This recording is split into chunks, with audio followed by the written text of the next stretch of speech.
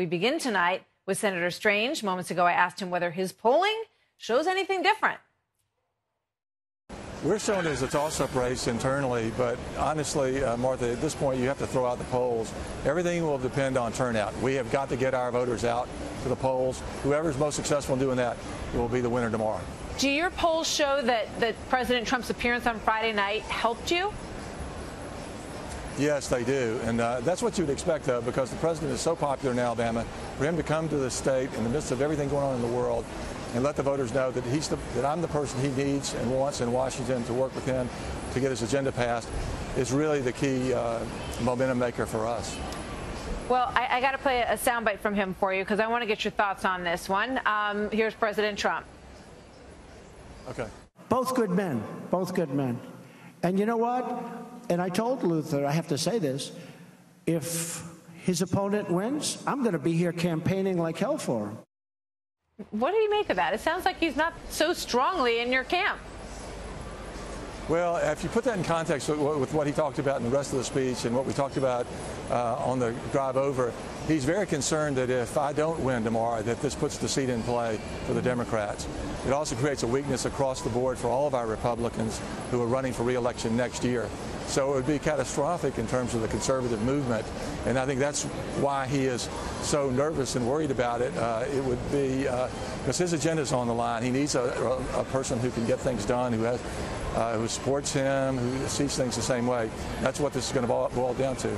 You have said that your opponent, Judge Roy Moore, would put a Troy Aiken-like anchor around the neck of the Republican Party. How so? Well, he has no record of conservative accomplishment. Right. No. Well, he just has no record of conservative accomplishments. His ratings on a lot of his legal rulings are more to the Democratic side than the Republican side.